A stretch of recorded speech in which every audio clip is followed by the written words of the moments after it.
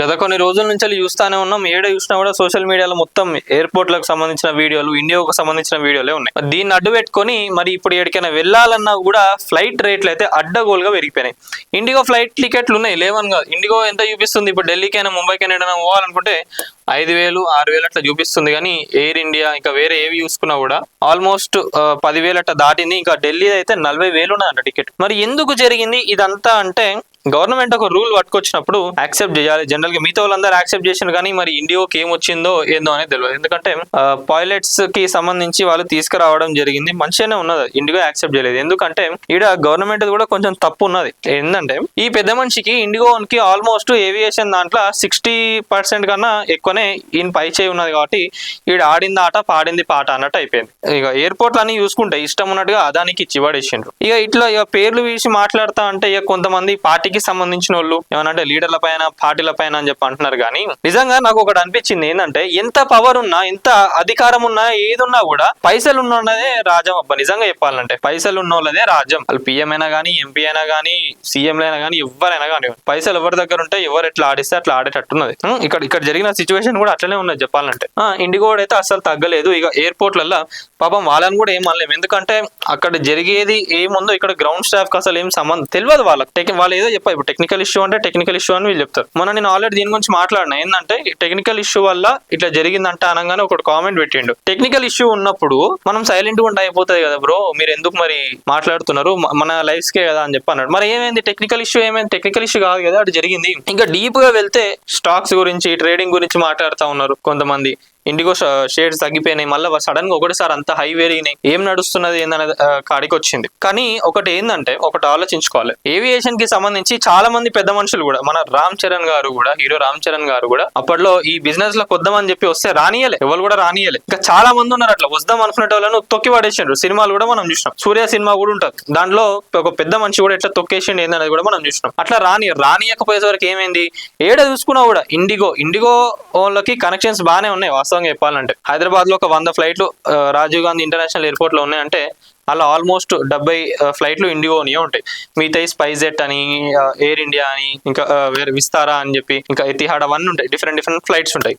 అలా major IndiGo ఉందే ఉన్నది. ఇక వాడు అంతే అంటున్నా, వాడు చెప్పింది ఆట, వాడు పాడింది పాట అవుతుంది. మరి ఇంకా వేరే వాళ్ళని కూడా రానిస్తే ఈ రోజు ఈ ప్రాబ్లం వచ్చేది కాదు కదా. ఎప్పుడైనా కూడా ఒక సంస్థను తీసుకుపోయి మొత్తం ఎవరికైనా అప్ప చెప్తే ఏమవుతుంది, అది చెప్పినట్టు వినాల్సి వస్తుంది. మరి ఇంతగానం జరిగినాక ఎంతమంది ఇబ్బంది పడ్డారు ప్రయాణికులు. ఇప్పుడు కూడా మీరు చూడండి, మేక్ మై ట్రిప్ అయినా లేదా గూగుల్లోకి వెళ్ళి కొట్టినా కూడా ముంబైకైనా ఢిల్లీకైనా ఏడే చూసుకున్నా కూడా 10,000 ప్లస్ ఉన్నది. ఇక ఢిల్లీకి అయితే 40,000 పెట్టి పోయే పరిస్థితులు ఉన్నాయి. అది బిజినెస్ ఫ్లైట్ లో పోవచ్చు, లేదా వాడు ట్రిప్ కన్నా పోవచ్చు. వాడు 40,000 ఇక్కడ పెట్టుకున్నాడు కన్నా మంచిగా దుబాయ్ కన్నా ఎక్కడికైనా పోయి రావచ్చు, ఒక్కడు మంచిగా తిరిగి రావచ్చు. ఫ్లైట్ టికెట్ పెట్టుకుంటే డొమెస్టిక్ ఎంతగానం ఉన్నది చూడండి.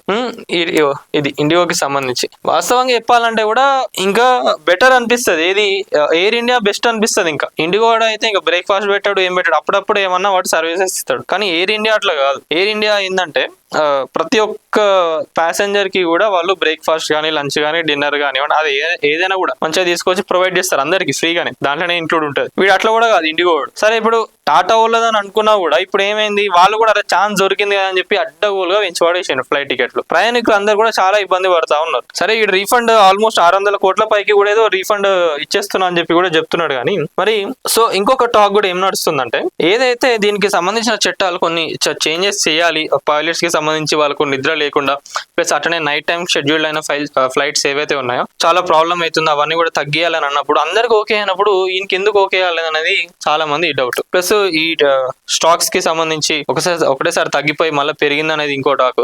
మళ్ళీ ఇంకోటి ఏంటంటే పుతిన్ వచ్చినప్పుడే ఇక్కడ ఇట్లాంటివి చేసిండ్రు అంటే, సో ఇట్లాంటిది ఏదైనా క్రియేట్ చేసినప్పుడు ఇంకా మన భారతదేశం పైన మరక పడుతుందేమో అని చెప్పి ఇంకొంతమంది మాట్లాడుతూ ఉన్నారు. సో ఇక మనం ఇండిగో గురించి మాట్లాడుకుంటే సో ఇన్ని ప్రాబ్లమ్స్, ఇన్ని న్యూస్లు వచ్చినాయి దీనిపైన. మరి ఇప్పటికీ కూడా ఇది ఎప్పుడు సెట్ అవుతుంది ఏందనేది చూడాలి. ఇంకా ఎయిర్పోర్ట్స్ లో మనం చూసుకున్నట్లయితే ఒక ప్రాపర్ ఫెసిలిటీస్ అనేది లేదు అక్కడ. నిజంగా చెప్పాలంటే మనం ఏదైనా అడిగినా కూడా మాకేం అవసరం, మీరు పోయి అదాని అడగండి అని చెప్పి అంటా ఉన్నారు కొంతమంది. ఏమంటాను చెప్పండి కావాలను. సో ఇండిగోకి సంబంధించి ఇప్పుడు ప్రెసెంట్ అయితే నడుస్తున్నది ఇది. మరి మీరు ఏదైనా వెళ్ళాలనుకున్న ట్రావెల్ మనం చూసుకున్నాం, అసలు ఆన్లైన్ లో కూడా పెళ్లిళ్ళు క్యాన్సిల్ అయినాయి.